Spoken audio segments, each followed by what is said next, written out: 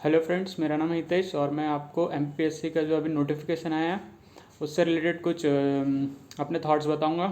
ठीक है, कि कैसे तैयारी करने आगे जितने दिन बचे हैं। तो मुझे लगता है कि जो प्रीलिम्स का पेपर है वो फैक्चुअल बेस्ड है अभी भी। ठीक है, कुछ परसेंट तो कम हुआ है लेकिन अभी भी फैक्चुअल है। ठीक है, तो मुझे लगता है कि जो प्रीलिम्स का पेपर है उसको जैसे अप्रैल में पेपर होने वाला है अपना। ठीक है, 24 अप्रैल को। तो ये डेट है, एस्टिमेट डेट है, लेकिन इसको आपको फाइनल मानना है और तब तक अपना सारा सिलेबस ख़त्म करना है और पूरी प्रीलिम्स की तैयारी करनी है ना।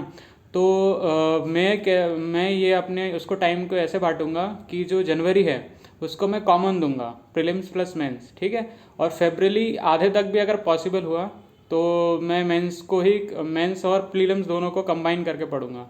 ठीक है, और उसके बाद मैं प्योर प्रीलिम्स पे आ जाऊंगा, पूरा प्रीलिम्स में आ जाऊंगा। ठीक है, तो जो अपना जनवरी है ना, उसको मैं किस तरीके से प्रीलिम्स और मेंस कंबाइन करके पढ़ूंगा उसका मैं आपको स्ट्रेटेजी बताऊंगा। ठीक है, तो ये मेरे पास सिलेबस है, प्रीलिम्स का सिलेबस है। ठीक है, प्रीलिम्स का तो मैं क्या करूँगा कि प्रीलिम्स में जनरली मुझे लग रहा है जो और बाकी सब भी मानते ही होंगे, आप भी एग्री करोगे कि इसका जितना भी सिलेबस है सारा मेंस में कवर हो रहा है। ठीक है, बस प्लस मेंस में कुछ एक्स्ट्रा टॉपिक अलग है जो प्रीलिम्स में नहीं है, लेकिन प्रीलिम्स में ऐसा कुछ भी नहीं लगा मुझे जो अलग है, सब कुछ मेंस में है।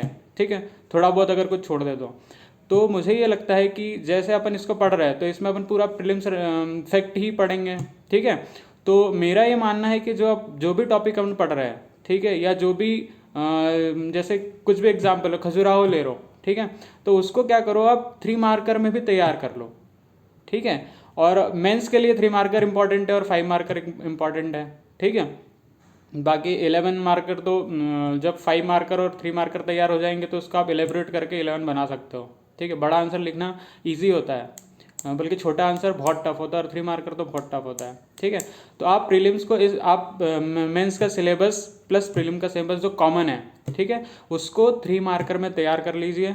ठीक है, तो आपका उसमें 3 फैक्ट आप डालोगे। ठीक है, उसको उसके ग्रामर वामर सेंटेंस वगैरह बनाने की ज़रूरत नहीं है, आप फ्लो चार्ट वगैरह ऐसे बना सकते हो। ठीक है, और शॉर्ट बुलेट पॉइंट्स बना सकते हो, शॉर्ट पॉइंट्स बना सकते हो। ठीक है, तो वो उससे क्या होगा कि आपका प्रीलिम्स का भी तैयार हो जाएगा और मेंस के भी 3 मार्कर तैयार हो जाएंगे। ठीक है, तो इस तरीके से आपको प्रीलिम्स की तैयारी करनी है ना।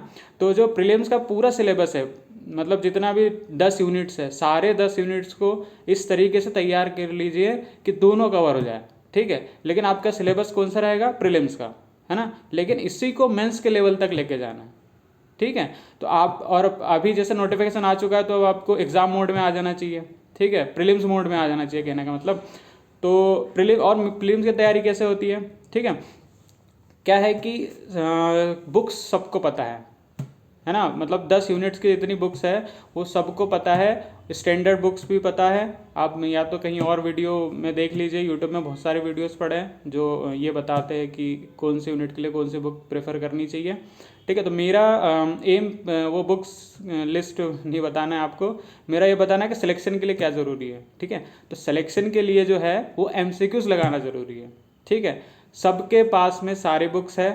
ठीक है, और सबके पास किसी भी स्तर की बुक हो।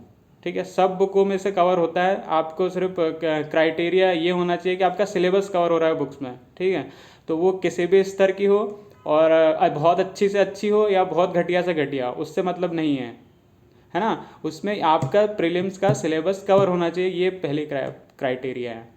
अब हो सकता है किसी को अवेलेबल नहीं हो पा रही हो, है ना, कोई सिटी में रहता हो, कोई नहीं रहता हो, कोई गांव में रहता हो, है ना, लेकिन आपको कम से कम बेसिक अगर कोई सी भी बुक्स अवेलेबल हो पा रही है उस टॉपिक से रिलेटेड, उस यूनिट से रिलेटेड, तो आप उसको प्रेफर करिए, लेकिन एमसीक्यू ज़रूर लगाइए, एक टेस्ट सीरीज ज़रूर लगाइए। ठीक है, और जो टेस्ट सीरीज लगाते हैं वो मार्क्स के लिए मत लगाइए कि वहाँ पे कितने मार्क्स है, क्योंकि पिछले वाले प्रीलिम्स ने बता दिया है कि किसी कोचिंग से कोई भी क्वेश्चन नहीं आने वाला है।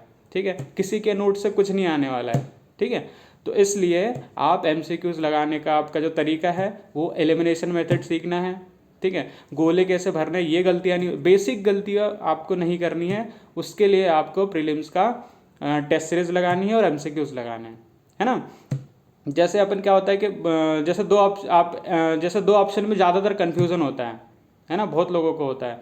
और आपको सही आंसर तक पहुंचने की जो प्रैक्टिस है ना, वो आपको टेस्ट सीरीज देती है, ना कि आपको 80-80 90-90 क्वेश्चन सही कर लो टेस्ट सीरीज में और वहाँ जाके ढेर जाओ, ऐसा नहीं, ठीक है। तो ये चीज़ है ना। और दूसरी चीज़ है कि आप इसके सिनॉप्सिस बना सकते हो, शॉर्ट नोट्स बना सकते हो, है ना। और जैसे घटना चक्र की बुक्स आती है, तो मेरा और रिवीजन, जो रिवीजन मोस्ट इम्पॉर्टेंट है, ठीक है। आपने फाइनल एग्जाम में भी देखा होगा, जब आप पेपर देने जाते हो तो आपका रिवीजन कहीं ना कहीं रह जाता है ना।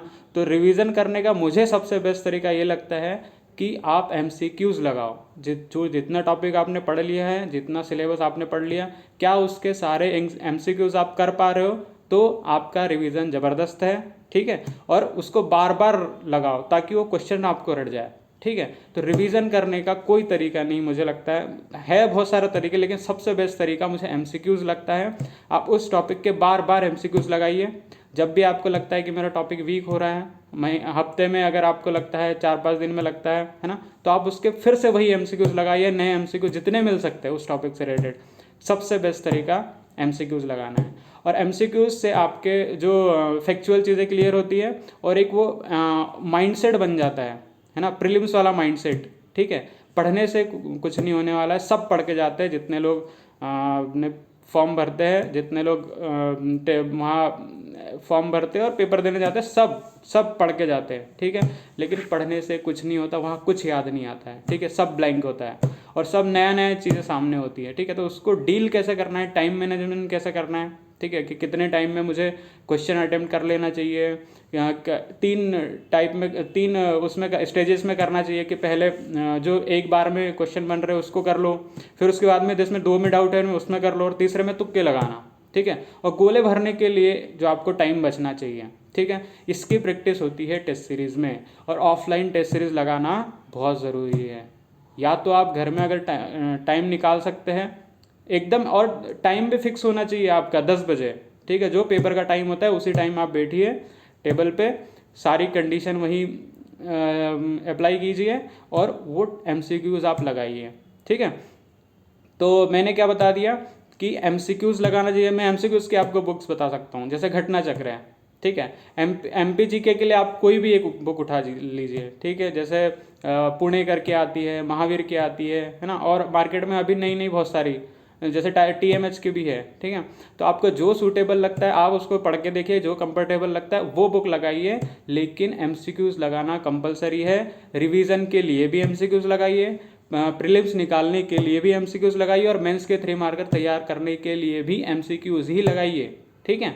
तो ये मेरा आपको सजेशन रहेगा, ठीक है। तो ये मेरे अकॉर्डिंग प्रीलिम्स का आपको क्लियर करवा सकता है, ठीक है। तो अब आगे नेक्स्ट में कुछ आगे और बताऊंगा स्ट्रेटेजी कैसे क्या होती है, ठीक है। अभी के लिए थैंक यू।